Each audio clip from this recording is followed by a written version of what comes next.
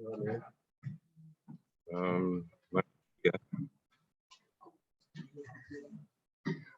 Heather.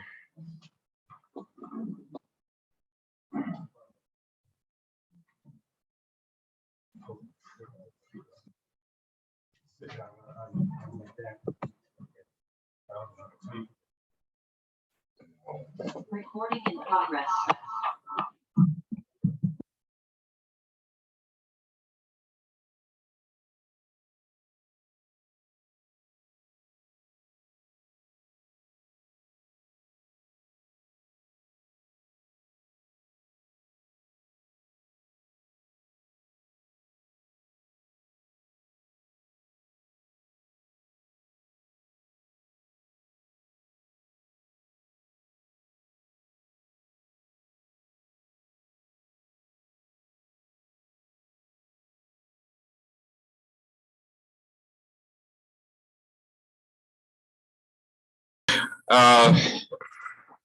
The May 11th, 2022 regular meeting of the Scotia Village Board of Trustees. We'll start with the pledge. To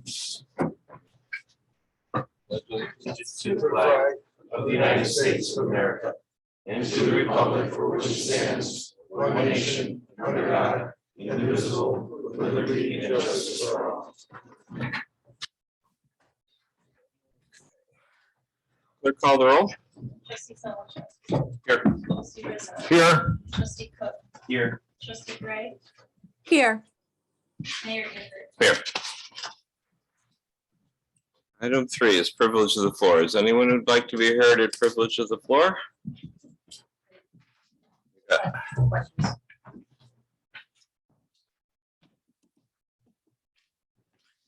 Hi, my name's Amanda Gonzalez-Barone. I live at 6 North Home Street. I just had a few questions about some of the agenda items tonight that I'm hoping as the board gets there, it can clarify as we go through. On the agenda, there are several resolutions up for a vote pertaining to the municipal facilities project.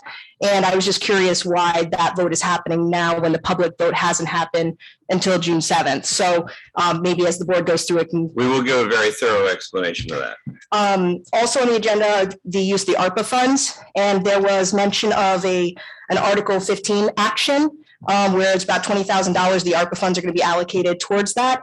It was a little vague at the last work session about what that's entailing. I know there was mention of having to go into executive session to discuss the details of that. So I guess my curiosity is if that falls within the realm of mandated use of the ARPA funds pertaining to infrastructure, civic improvements, workforce and economic development, and things like that. Again, hoping it gets clarified as it gets addressed, but and then also when we're talking about the ARPA funds, I just wanted to raise a concern that some of the neighbors along Shawnee are experiencing some water issues, groundwater, low water pressure. There's concerns about potentially hydrants having enough water if there's a fire. I know that I've been to a lot of the work sessions and those weren't really discussed as an issue for potential allocation of the ARPA funds. So I was just hoping that if the board isn't aware of that situation, that they might give it some attention. And that's pretty much all I got. Thank you very much for your time. Thank you. So we don't usually respond back and forth, but those things are easy, and I'd like to take a minute if you could. So the 19,000 of ARPA funds for the Article 15 is a potential court case that I really, it's has a very good promise of saving us $1 million or $2. And I don't want to go into it because the party on the other side could make it not work if they know about it ahead of time. I got to start the action first. But we can honestly say it's for infrastructure. It's definitely for infrastructure. It's definitely to save us a lot of money, and the trustees have all been through it, and that's why it's an executive session. It's not a secret from you. It's a secret from. And it's standard procedure for government agencies not to discuss pending court litigation. Potential legal things like that. Yes. Remind me what the other one was, Amanda. I'm sorry. Yes. Yes, we considered that. We had it on the list for ARPA funds, and it's more than the new quote we got for that is more than the 2 tranches of ARPA funds we've got put together. So it would be nice, but we can't do it with that. And no, we need to do that at some point, and we all know it. Yeah. Anyway, okay, anybody else to be heard at privilege of the floor? All righty, we'll close privilege of the floor. Item number 4, resolution to appoint Jeremiah Rod to the position of fire captain. Would anybody like to? I'd like to make a motion to appoint Jeremiah Rod to the position of fire captain effective May 15th, 2022. And I would like to second that motion. All in favor? Aye. Hi. Thank you. Jeremiah, if you could come up. So Chief Wood is homesick. Captain Wandner will be acting in his place as chief. And I have worked with Jeremiah for as long as he's been here. He's the right guy for the job. So you guys are welcome to move around any place you want. This is a fun occasion. So anyway. So raise your right hand. I, Jeremiah Rod, do solemnly swear to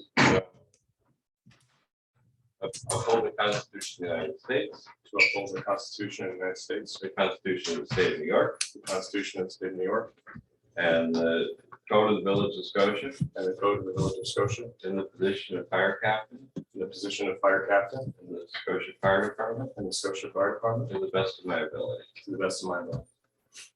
Thank you, sir.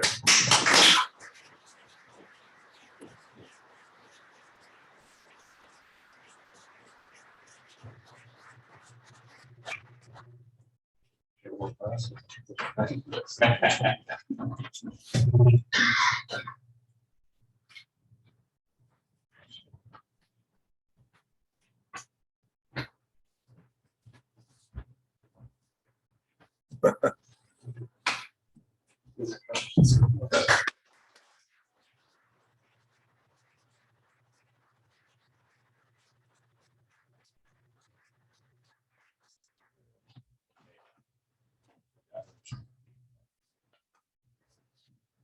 right. Item number 5, we have a motion to promote William Perry to the position of fire lieutenant. I'll make a motion to appoint William Perry to position of fire lieutenant effective May 15th, 2022. And I would second that motion. All in favor? Aye. Aye. Do we have a William Perry in the house? Ah.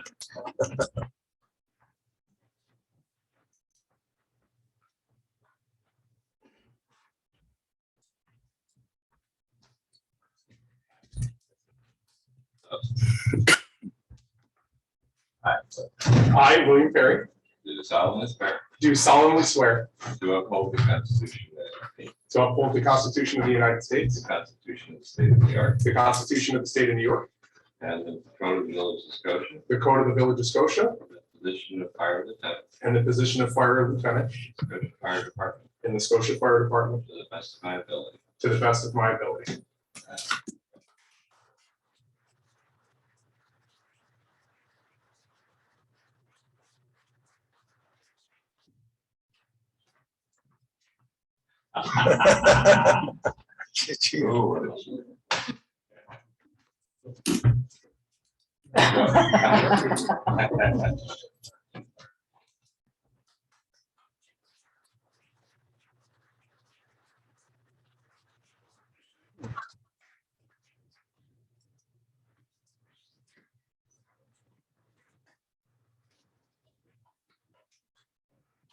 All right, one of my favorite things to do, and these guys have been friends for a long time. So we will pause for a little bit in case the people celebrating feel like wandering out and don't want to hear the rest of the meeting.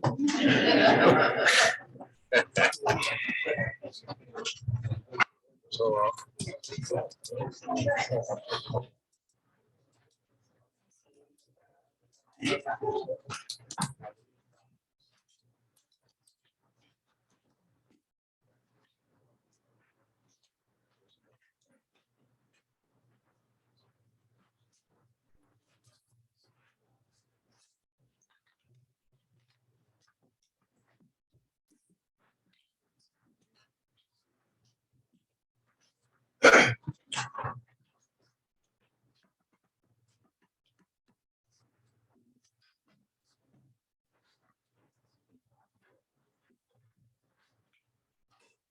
All right, rowdy crowd. So the next series of resolutions have to do with the municipal facilities project, about which we will go into a lot more detail tomorrow, but we have Joe Scott here to, do you want to introduce it now, I think, is that, or should we do them first? Yeah, no, I think, What? Yeah, okay. So Joe, if you could step up to the microphone there, I think we got a camera on that, all right, George?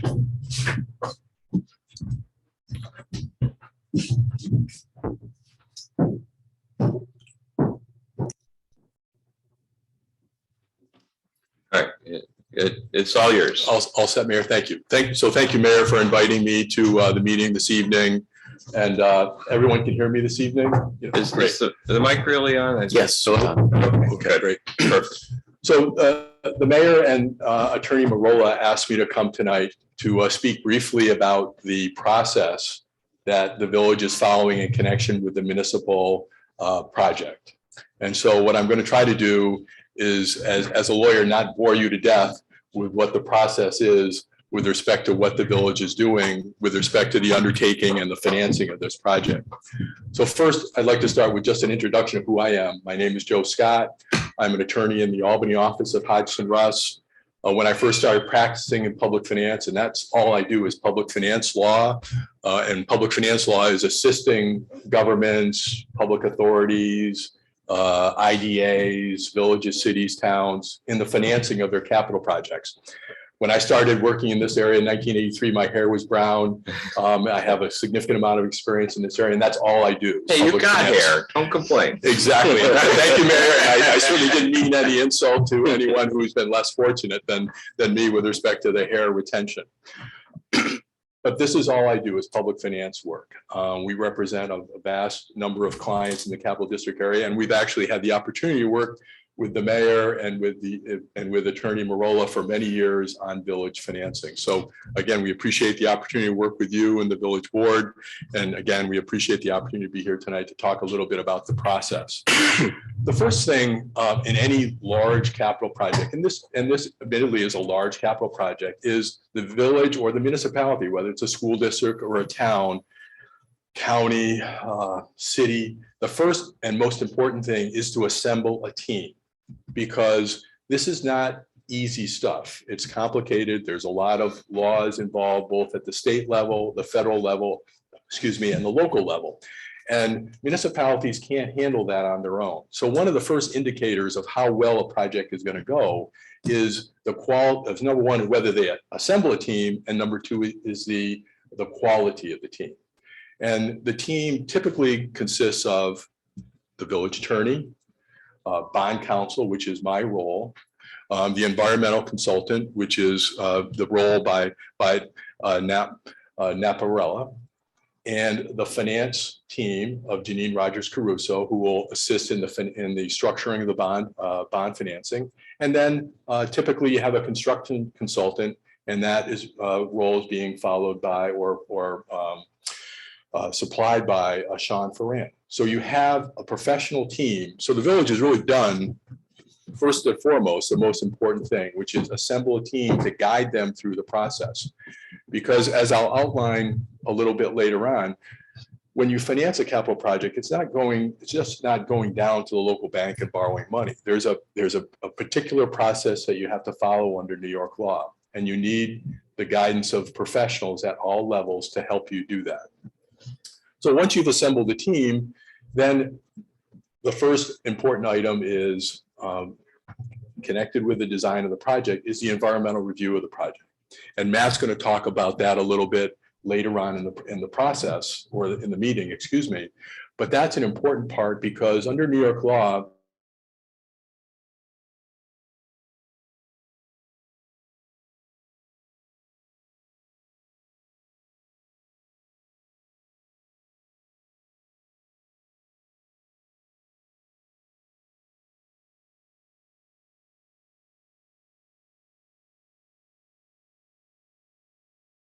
New York law. So that's item number one in the process.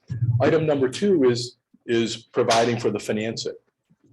You saw on the agenda that there's consideration for 2 bond resolutions tonight.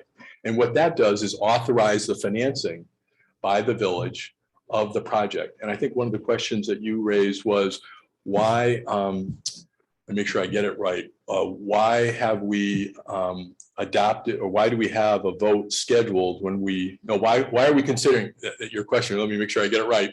Why are we considering the resolutions tonight before the vote? Yes. And that's a very good question. And the reason is that's what New York law requires.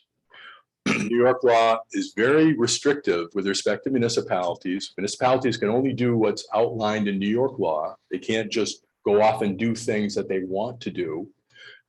They have to follow law. That's why you have a village attorney to guide the village board and the mayor in terms of what they do and what they don't do. And specifically with respect to the whole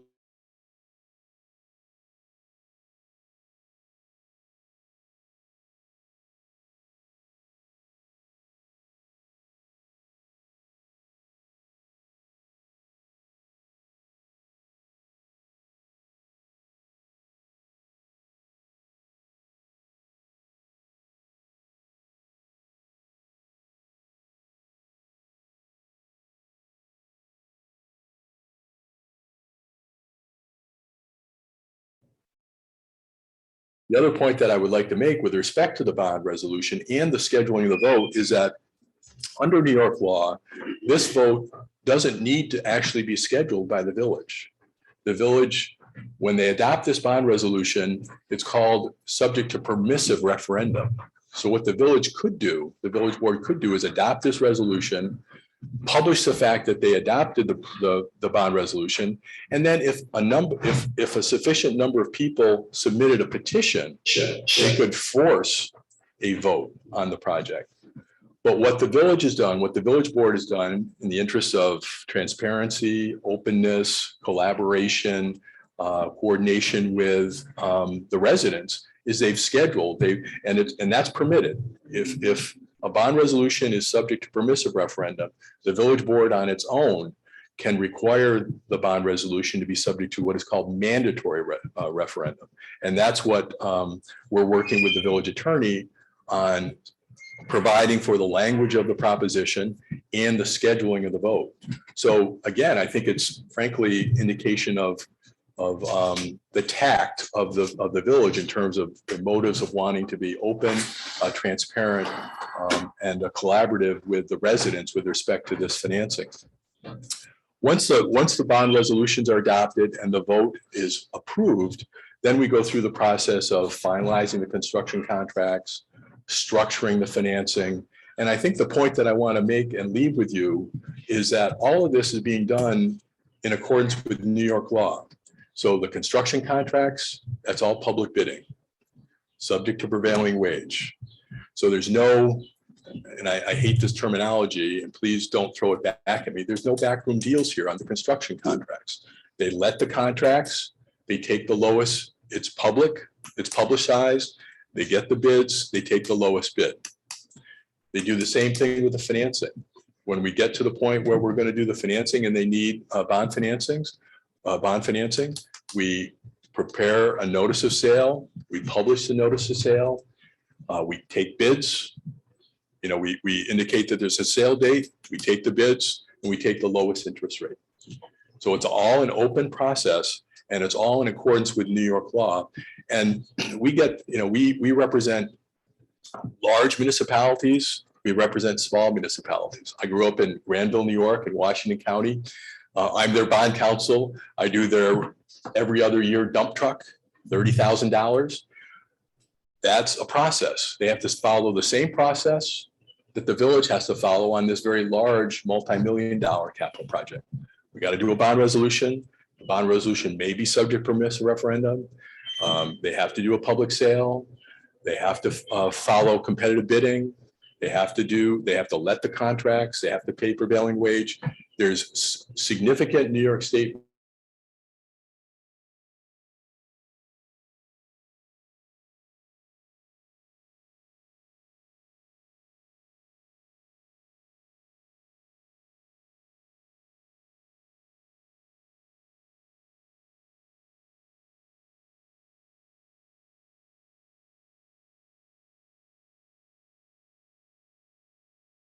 Municipal at yahoo.com. Email address. I'm sorry, email address, excuse me. And so if you have any questions, please forward them to that email address. And I've been working with the village attorney for a number of years on this project. If there's any technical bond questions, I'm sure they'll forward them to me, and I'm happy to answer them. So thank you, Mayor, for the opportunity to speak for a moment. And with that, I'll take my seat. Thank you. All right, Matt, next.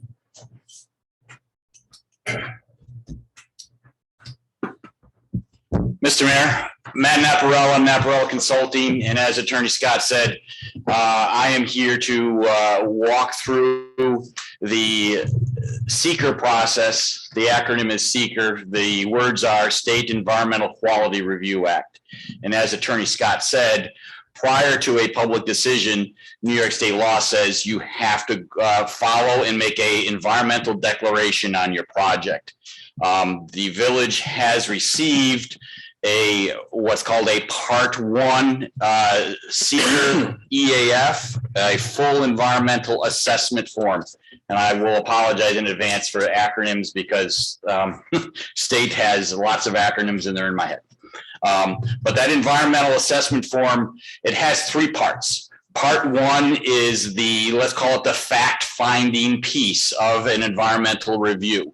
So there are several pages, I believe 11 or 12 pages in the full EAF form.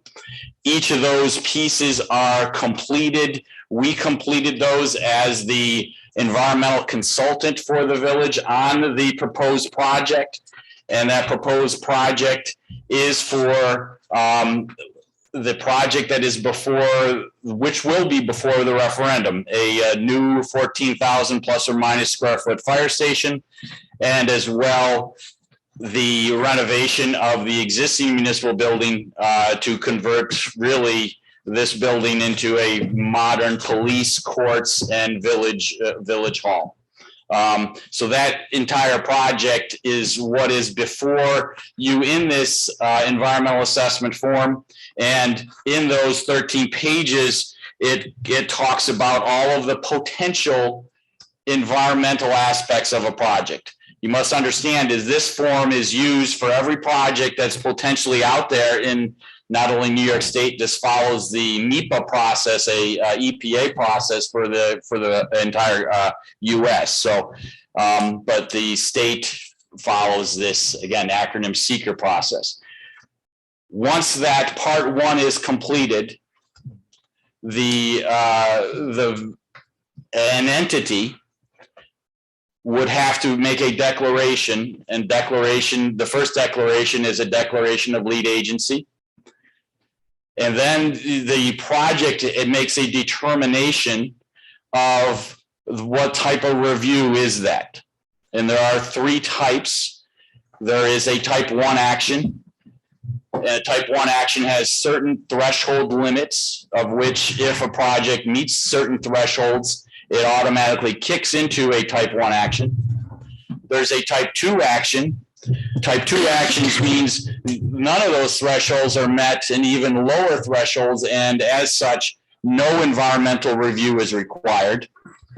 And then the third action is an unlisted action, of which smaller, and when I say that it's a loose term, but really in an envelope, most projects fall in this category, unlisted action. as we reviewed the potential project here in the Village of Scotia, the municipal project, it does not break any of those type 1 thresholds. It does not meet a type 2 action. Therefore, the proposed project in our review as an environmental consultant would be an unlisted action. The lead agents then takes into effect how they would like to take that review. And that can be a uncoordinated review in which an involved agency must follow through and do their own seeker determination, or it can be a coordinated review in which any involved agency would then report back to the quote lead agent with their concerns, and that lead agent takes everything into account. Again, as your environmental consultant, we are advising that at this point in time that this project be a unlisted action, uncoordinated review. So with that, unless the board has questions, the next step is to go through the part 2. The part 2 of the environmental assessment form is the lead agency reviewing the pertinent environmental questions that the state would like the lead agent to review to make their environmental determination. It has 19 specific questions, and it refers back to, in those 19 questions, that part 1 that I explained before that kind of details the project and such. So in those 19 questions, the lead agent makes a relevant determination whether or not that particular question poses a environmental impact. If the board is so ready, I can kind of start and go through those 19 questions. But to be important is, as I go through it, the board makes their own independent and their own qualified decision on each of those questions. So the village trustees, essentially as acting lead agent, make their own determination. I, as a consultant, can provide advice and suggestions, but certainly the determination is yours and yours alone. So, Mr. Mayor, if you would like, we can start running through this, and we should go through each question. Whatever you say, boss. Okay. So the first question, and could you just spend half a minute on, because at the last meeting, we described a completely different seeker, and this is more comprehensive, and I just want to know.